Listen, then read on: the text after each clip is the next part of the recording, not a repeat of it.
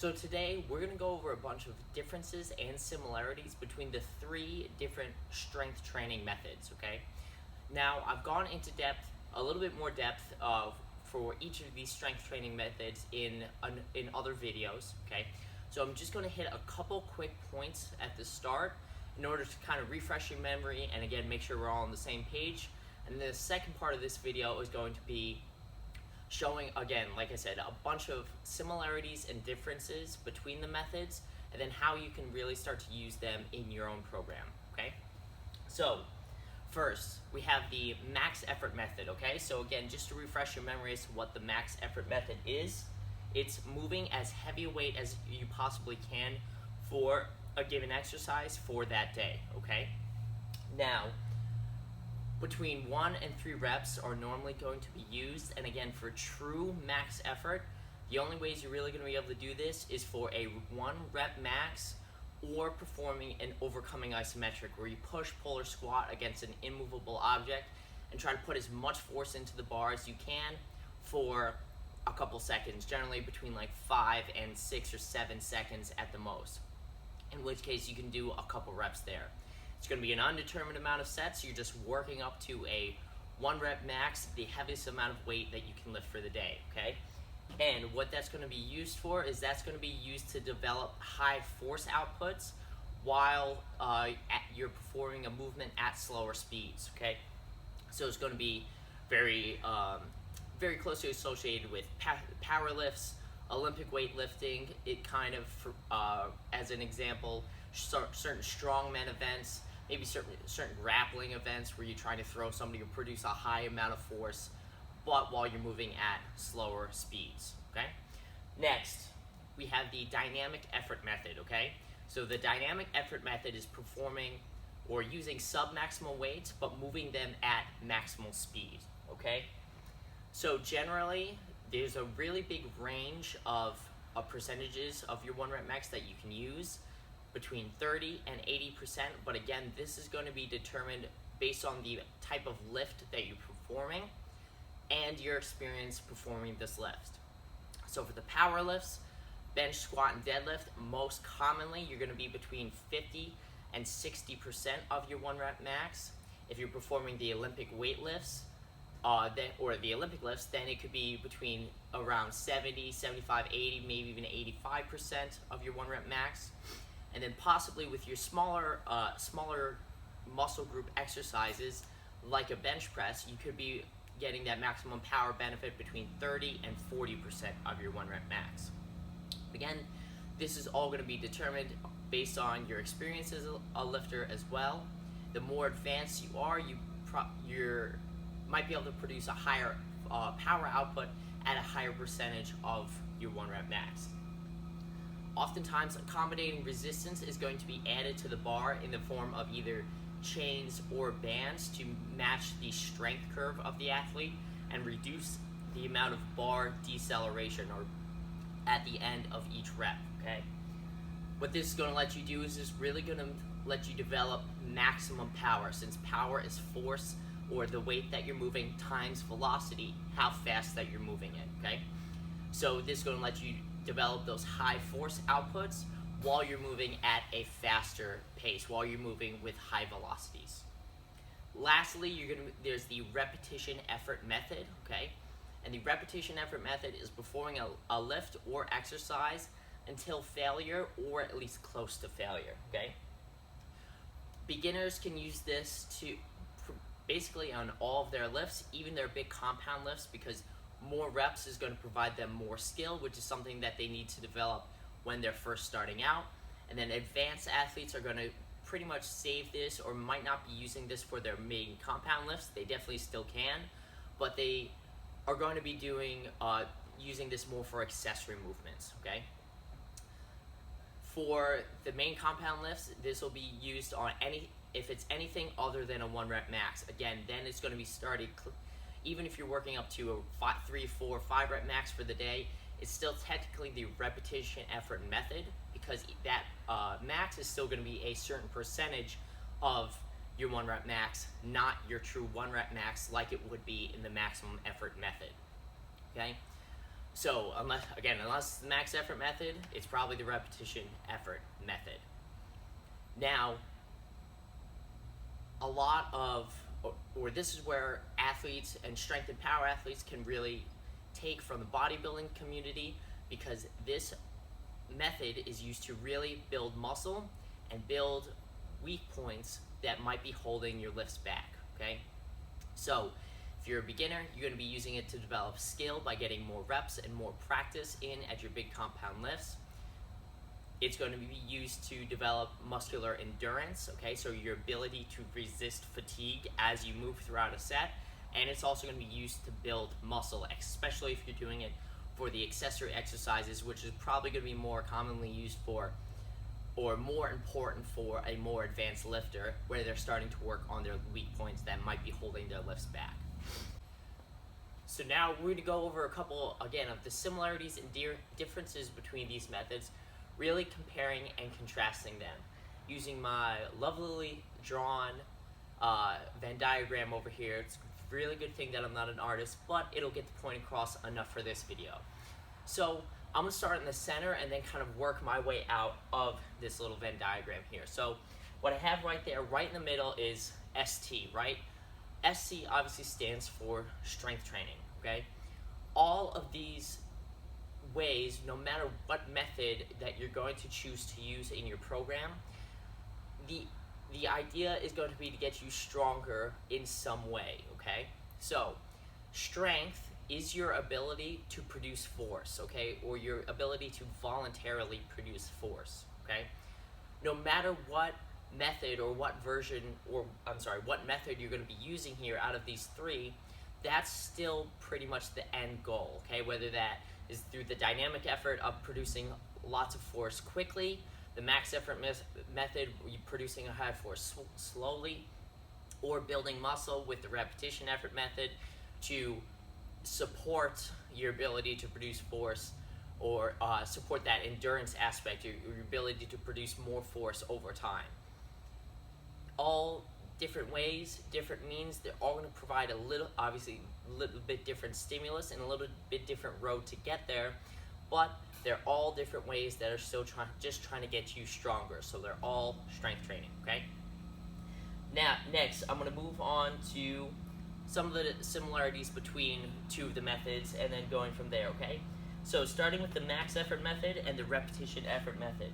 So the speed of movement is not important for either one of these methods, okay? In fact, it actually develops that ability to, that slow-moving strength, that slow-moving grinding style of strength. During the max effort method, that's one of the most important things, is learning how to strain and think, remember certain cues, and keep your cool while the bar is moving extremely slowly. Well, if you're performing the repetition effort method, and I'm going to use the example of, say you're working up to a 5 rep max back squat for the day. Well, if it's a true 5 rep max, then rep number 5 is probably going to move very similarly to if you were performing the maximum effort method for that day for the same variation, okay? For the repetition effort method, it just took you 4 more reps in order to get to that point, so the weight will be lower because of that. The endurance component of it will be higher because of that as well. But still, rep number 5 of your 5 rep max and your 1 rep max performing the maximum effort method will look very similar, of that slow grinding style of rep, okay? So both of those can be used to develop that type of strength training. Now, moving on to the maximum effort method and the dynamic effort method. These ones most commonly are just going to be used for your main competition lifts, okay? So the squat, bench, and deadlift, or the Olympic lifts, okay? Again, you can use the repetition effort method for any one of these lifts as well. But my point is that on the repetition effort method, you can perform that, or you probably will be performing that on your accessory movements also. You won't necessarily be performing a 1 rep max lat pull down, okay? Or having a 1 rep max performing 50 to 60% of a lat pull down as fast as possible. While you can do some accessory movements for speed to create a speed load within certain muscle groups, that's not very common and something that's pretty advanced, or might be pretty advanced for some athletes, and is going to fit in very specific categories, or be used for very specific purposes. So definitely can be used, but I'm not really going to get into that here. We just want you to know most commonly the max effort method and the dynamic effort method are going to be used on your main compound lifts, okay? Now, another thing of that is that both of those are really going to be, how you perform in both of those methods are really going to be determined by your central nervous system's ability to output force, okay? It's going to be based a lot on your coordination, okay?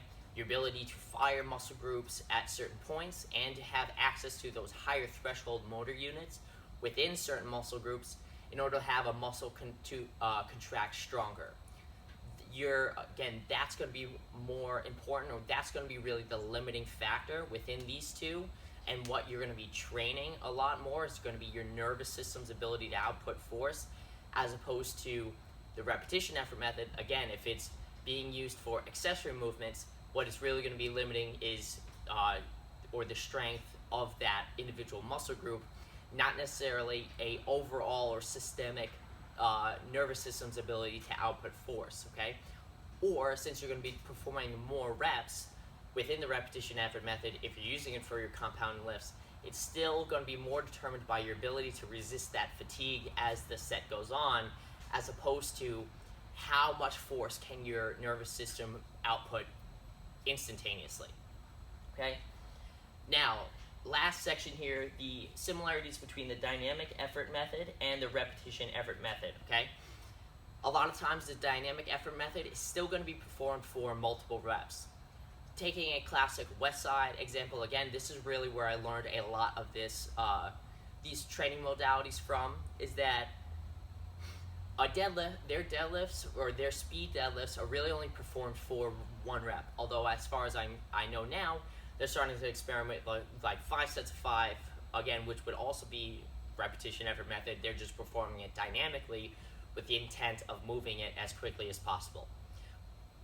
Other than that, classically, their squats are going to be done for sets of 2. Their bench presses are going to be done for sets of 3, right? Well, again, we talked about that maximum effort method. A true max effort method is really only going to be performed during one rep or an overcoming isometric. So anything other than that is going to be the repetition effort method, or if it's done at a certain percentage of your 1 rep max with the intent of speed, it can also be the dynamic effort method. If you look at some of the old Soviet texts, there's this chart called Paraplens Chart, okay, which is supposed to help determine or provide a guideline for sets and reps with working within certain percentages in order to develop maximum power. And one of the highest reps per set that you really see on that chart is 6. So after 6 reps, after that the speed really begins to decrease of the bar, and then after that you're really not working maximum power anymore, okay?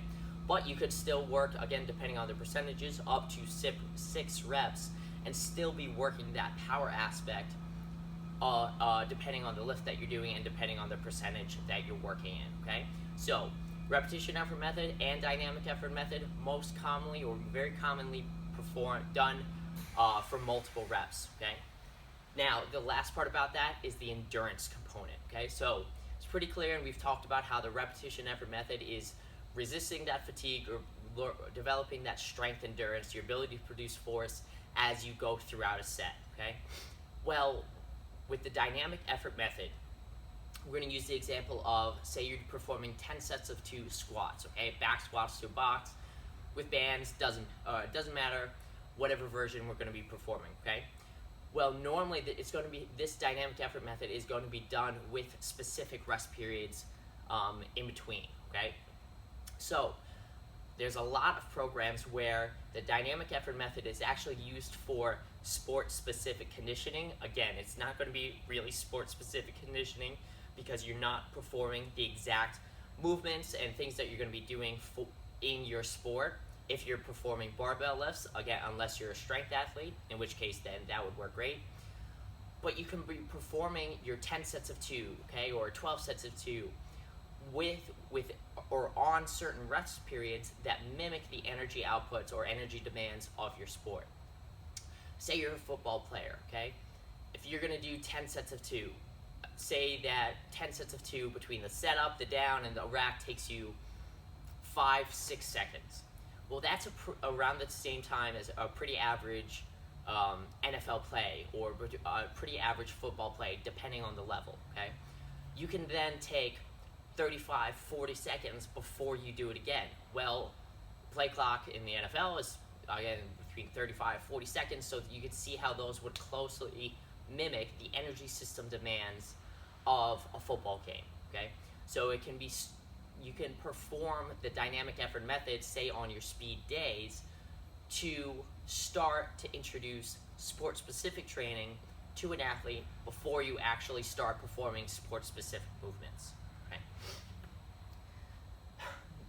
Lastly, just going over a couple differences, even though we kind of went over these already in the first part.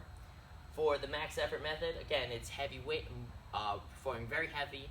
1 rep or overcoming isometrics are really the only true way to do it in order to develop your maximum strength level, okay? And this is the sport of powerlifting. So if you're a powerlifter, at some point, this strength training method is going to become extremely important. Or an Olympic weightlifter, or a strongman, or a CrossFitter. If you are one of those 4 strength sports, at some point this method is going to be really, really integral in your training in order to develop that maximum strength level, okay? Other than that, you might, if you're a field athlete or just a recreational athlete, you might never use the max effort method. You might just use the repetition effort method, okay? With the intent of just building more muscle in order to be healthier, look better, or to support and build some body armor so you can be more protected for your sport, okay? It's also going to help build be more important to build endurance. You're really going to be performing, you can perform high repetitions with this. Again, the max effort method is not going to be performing high reps, even though you can perform reps with the dynamic effort method, really up to 6 reps. That's still not really high reps, that's like kind of middle ground reps. If you're going to be performing sets of 10, 12, 15, 25, maybe even sets of 50 to 100, that's going to fall within the repetition effort method to build that endurance and build muscle, okay? And this is the only thing really that a really good program should be, where the accessory exercises are really going to fall. Again, you're not really going to need to perform a max effort glute ham raise, okay?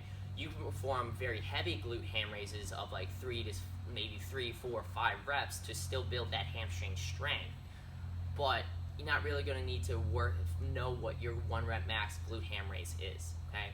Or what your 1 rep max lat pull down is, as examples, okay? That's really going to be done through the repetition effort method to build muscle to support your lifts.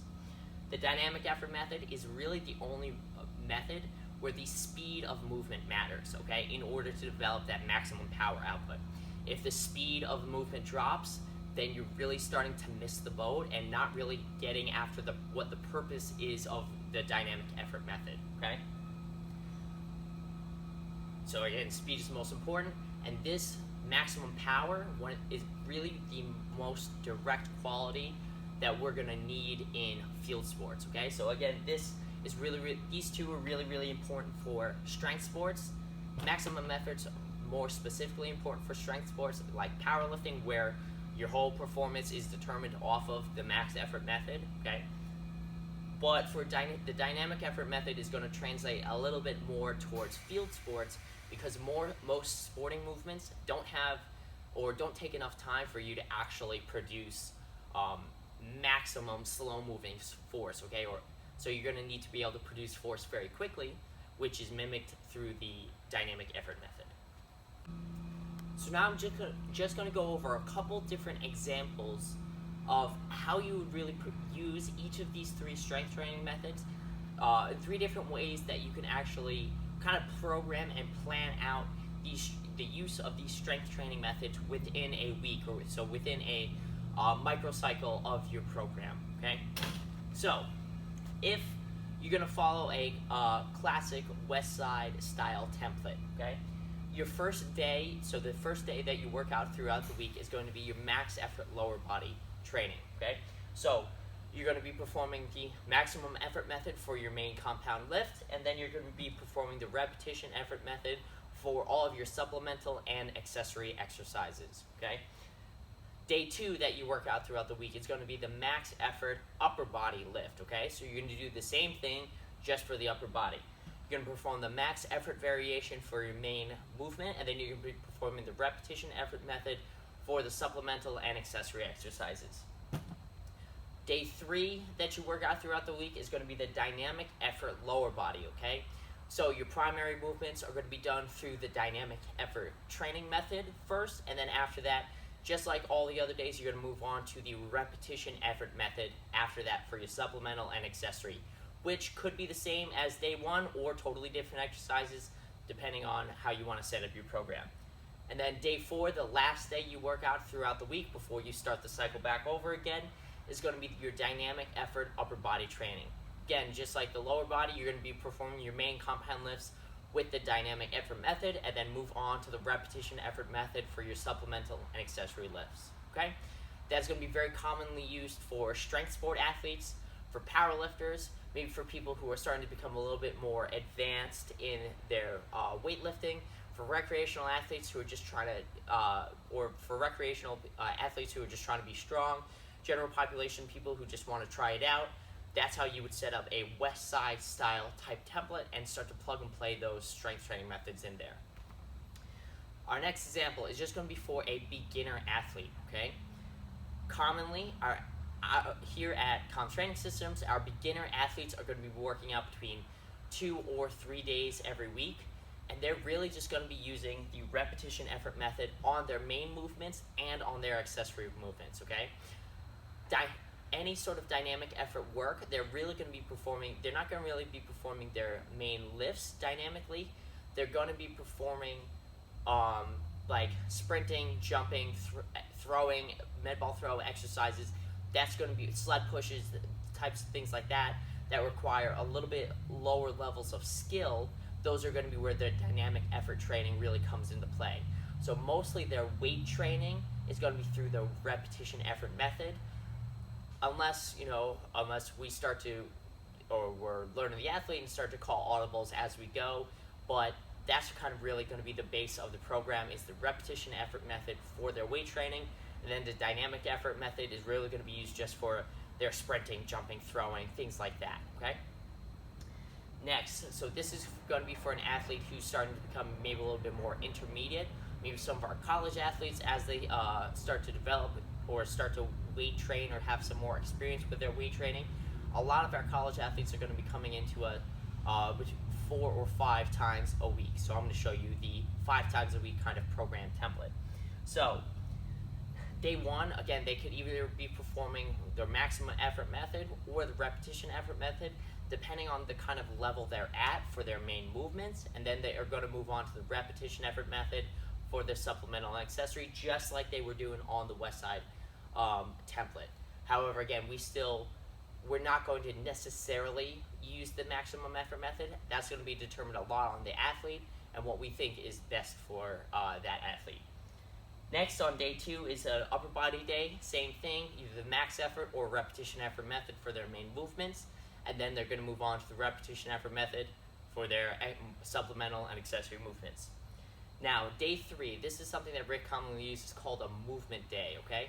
Basically, it's just where a more athletic, where a bunch of athletic qualities are demonstrated or developed within that, on that specific day, okay? So they're going to be performing different sprints, med ball throws, again, depending on the sport that they're playing, jumps, depending on the sport they're playing, maybe different conditioning drills, depending on their sport and stuff like that. So I have dynamic effort or repetition effort. Dynamic effort, if they're performing any of those sprinting, jumping, throwing exercises, that's where that's going to come into play. And they might be performing the repetition effort method depending on what Rick actually has them doing for their movement days, whether maybe they're hitting some accessory exercises just to get more work on weak muscle groups, or maybe performing some core work or ab exercises at the end of a movement day to, again, that's going to be through the repetition effort method. But the question mark is there because, again, that's going to change from program to program and depending on the needs of the athlete. Day 4, we're going to go back to lower body training, which again could either be the dynamic effort method or some more repetition effort method, depending on, again, the athlete and the time of year, what they need, all those qualities. Moving on to the repetition effort method for the supplemental accessory. And then lastly, the same thing for day 5, which is their last upper body day. They can be a dynamic effort method for their main compound lifts, or maybe some main throws, some landmine exercises, again, if they're maybe rotational athletes, to develop that speed and that upper body power. But then they're going to go on to the repetition effort method, again, regardless, for their accessory exercises, okay? So this was a big overview over those 3 different strength training methods, how to use them, and again, this is just